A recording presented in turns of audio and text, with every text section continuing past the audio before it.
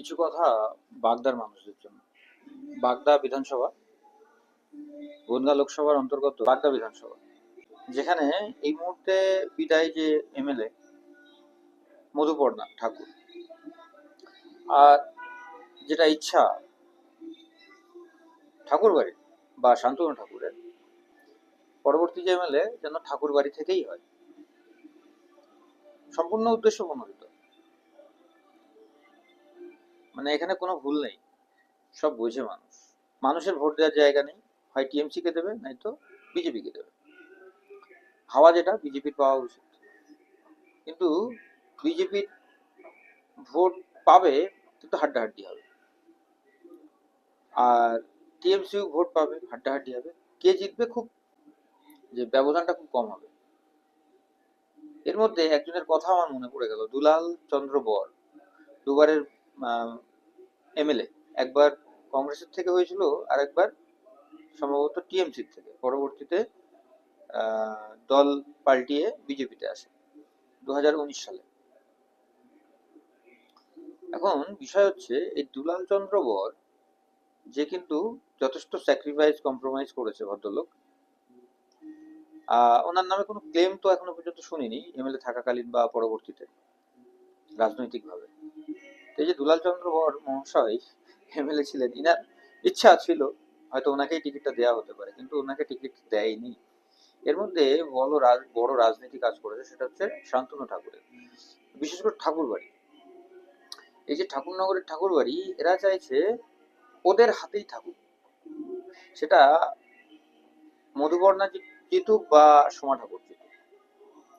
সোমা ঠাকুরের জেতা একটু টাফ হবে, কিন্তু এমএলএ সিটটা ঠাকুর বাড়িতে থাকবে, এটা হচ্ছে প্ল্যান শান্তনু ঠাকুরের। এই ঠাকুর বাড়ির প্ল্যান বা শান্তনু ঠাকুরের প্ল্যান, যে জিতুক না কেন শান্তনু ঠাকুরেরই কেউ থাকছে ওখানে। হয় ওর বোন থাকছে, কেন ওনার শান্তনু ঠাকুরের জ্যাঠার মেয়ে উনি, মধুবর্ণা, মমতা বালা ঠাকুরের মেয়ে। তো এমএলএ ঠাকুর বাড়ি থেকে থাকছে, এটা কনফার্ম ওদের মানসিকতা। কিন্তু আমি বলছি, একটা শিক্ষা দেওয়া দরকার আছে এই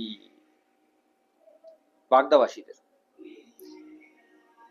পলিটিক্সকে জেতানোর দরকার আছে, রাজনীতিকে জেতানোর দরকার আছে। রাজনীতিকে জেতাতে হলে দুলাল চন্দ্র বর আচমকা প্রতিবাদ, তারপরে নমিনেশন জমা দিয়েছে গতকাল।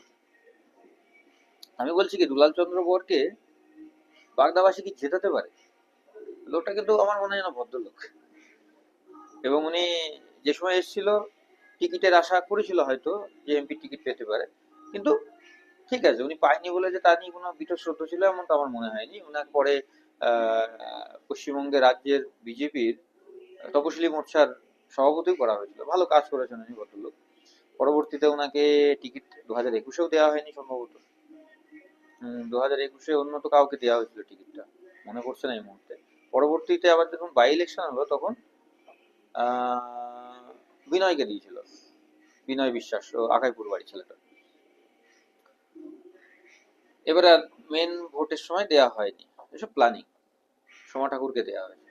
ঠাকুর বাড়ির থেকে সব মানুষ দরকার ওদের, বউ এমএলএ, ভাই এমএলএ, সরি দাদা এমএলএ, বোন এমএলএ, জেঠিমা এমপি, নিজে এমপি। আর ওনার সাগরিদে দু একজন যারা ছিল, আমার একটু সন্দেহ আছে তাদের সম্বন্ধে। একটা স্বপন মজুমদার,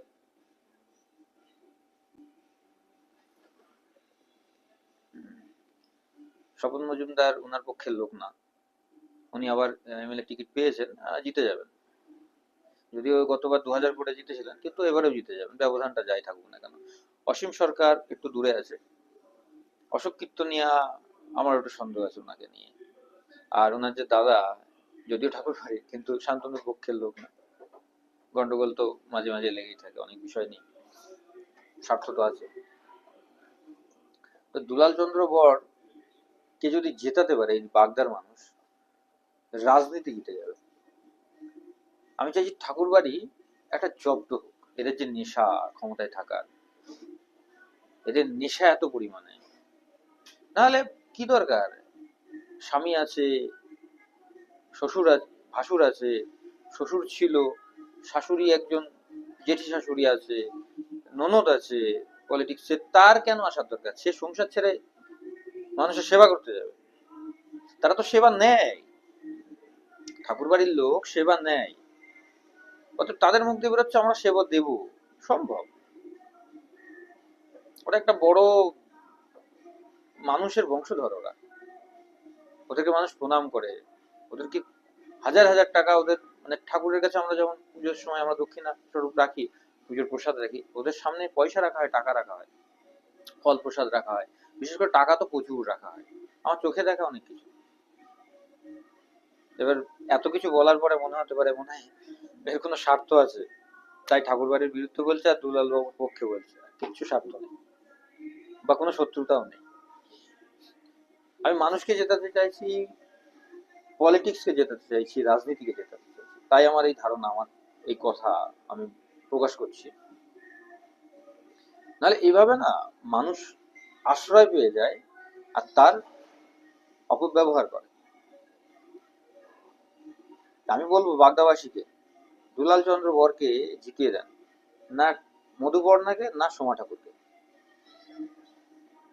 ননদ বৌদির এই যে নাটক চলছে না, মাঝে মাঝে ওদের বাইট আসছে তো, ননদকে জেতাবে, বৌদি বলছে বৌদিকে জেতাবে, এই যে নাটক, পরিবারতন্ত্র, ঘৃণা লাগে, বিষ লাগে, বিষ। এরা ভবিষ্যতের জন্য খারাপ অবস্থা করে দেবে।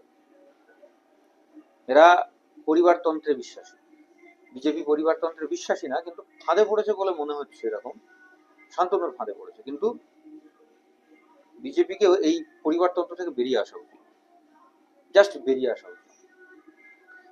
এই বেরিয়ে না আসলে না অ্যাজ ফিউচার খুব বিপদে পড়বে। মানে এটা দেখা দেখি কেউ না কেউ আরো পরিবারতন্ত্রের লোক আসবে। আমি শুভেন্দু বাবুর সম্বন্ধে আমার বেশি কিছু বলার নেই। ওনার ভাই এসছেন, ওনার বাবা ছিলেন, ওনার একটা বেস আছে না। কে শান্তনু ঠাকুর দাঁড়াক না, নিজের নিজের ওই যে মতুয়া সেনা রাজনৈতিক দল বানিয়ে দাঁড়াক না, কটা ভোট পায় দেখবো। আর বিজেপির জোরে তোমাদের জোর, তোমার পূর্বপুরুষরা ভালো কর্ম করে গেছে, তার সুবিধা নিচ্ছ তোমরা, মানুষকে ঠকানোর চেষ্টা করছো। কোন মানুষ? যারা পলিটিশিয়ান, যারা পলিটিক্স করছে, সহ্য করছে, এত কষ্ট করছে, আর কিছু না, তাদেরকে জাস্ট ঠকানো হচ্ছে। আমি বলবো বাগদাবাসীকে বলবো একদম আপনারা রাস্তায় বেরিয়ে পড়ুন, রাজনীতি করুন, আর সেই রাজনীতিটা করুন দুলাল চন্দ্র বরকে জিতিয়ে দিন। এটা কনফার্ম, দুলাল চন্দ্র বর জেতার পরে ও বিজেপিতেই যাবে। দুলাল চন্দ্র বর যদি জিতে যায় কোনোভাবে, ও বিজেপিতেই যাবে। কেন, ও মানুষটাকে আমি, আমার মনে হচ্ছে এরকম ধারণা, কারণ অন্য কোথাও উনি যাবে না। কেননা স্যাক্রিফাইস অনেক কিছু করেছে, উনি চাইলে টিএমসির সঙ্গে থেকে টিএমসি টিকিটেই চলতে পারতো, করেনি। আর মমতার সঙ্গে ওর কিন্তু ভালো সম্পর্কই ছিল।